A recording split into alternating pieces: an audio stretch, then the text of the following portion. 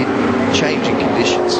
Lap 12 of 16, 3.5 laps to go. Scaife really starting to fill the mirrors of Alan Jones' Falcon right now. I don't think there's any doubt that he'll get up alongside him.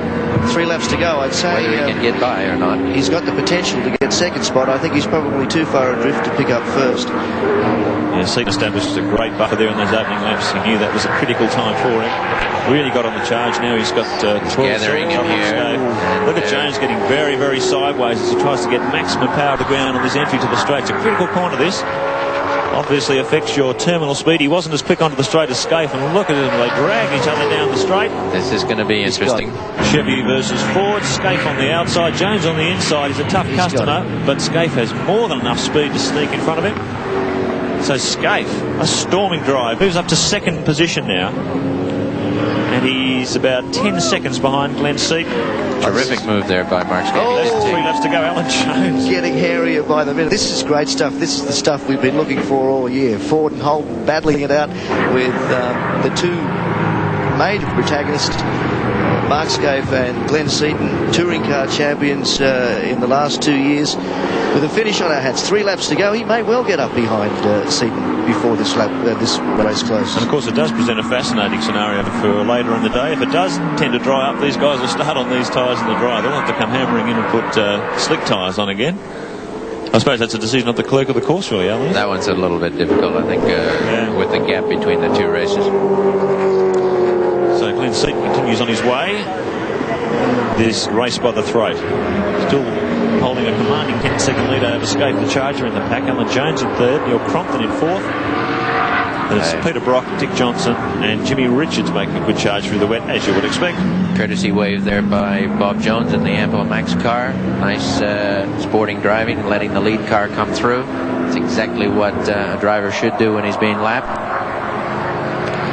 And Seaton, headlights ablaze as he comes through the spray of the slower cars. It looks like the rain may have backed off a bit. It's maybe a bit of a dry line forming again.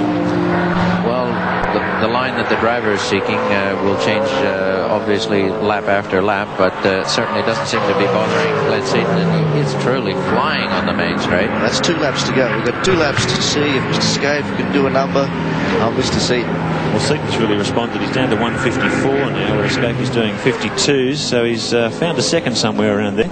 And perhaps the track is just getting a fraction drier. Well, we mentioned earlier, this is the Peter Jackson team home circuit, so the cars almost go around on automatic pilot. Almost on automatic pilot. Look at that superb car control Glenn Seaton showed there as he drifted the car on the power through that corner and heads back toward Honda.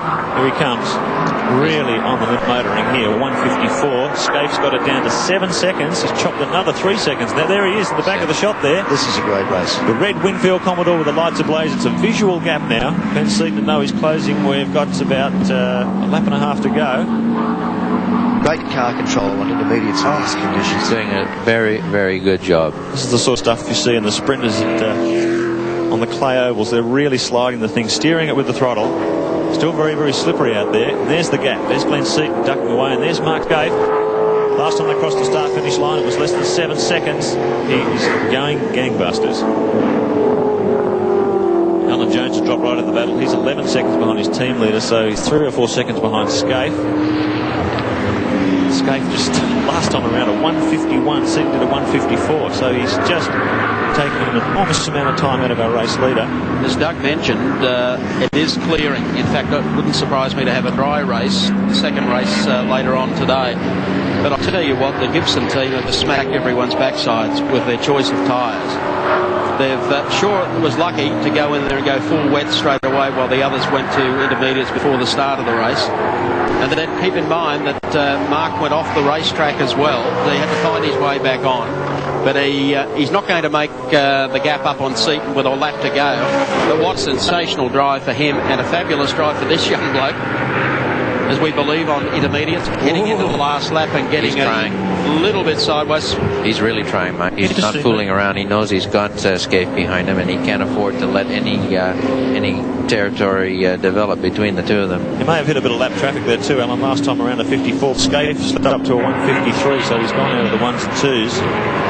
He's got a bit of work to do as they come through these slower cars now. This could be interesting. Coming up on the Trevor Ashby, Steve Reed, Lansvale Smash Repairs car.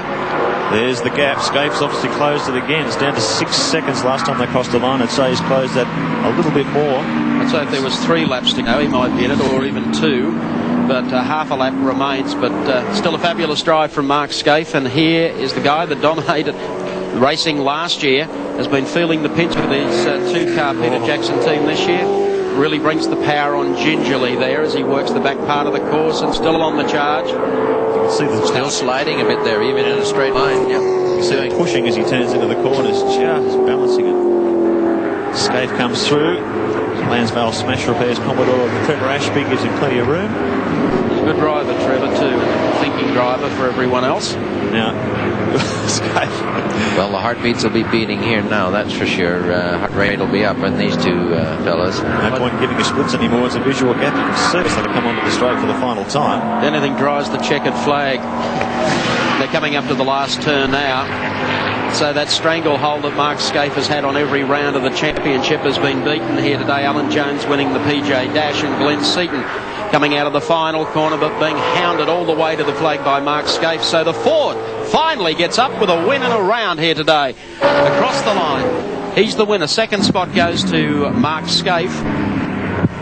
Trevor Ashby comes across the line as we wait for the third place driver to come on in. Alan Jones. Alan Jones will pick up third in the number 30 car. So they're looking good for the grid for heat number 2 coming up later in the afternoon. Superb drive from Mark Scaife. And then Brocky is the next one in. So well done to Glenn Seaton in car number 1, and a fabulous drive to Mark Scaife in the Winfield number 2 car, who was in a lot of strife during that race but managed to come back through the field. I think that was one of Glenn Seaton's best drives of his career. Seaton brings it around, waving to the marshals and the crowd. Enthusiastic support for a job well done.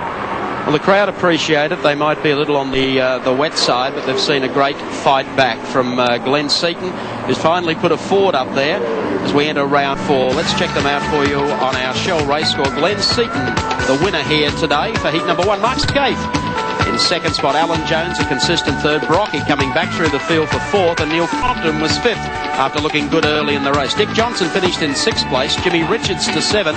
Wayne Gardner finished 8th. John Bow 9th. Thomas Mazira 10th. Back at the island, where it's drying out just a little bit in a few seconds.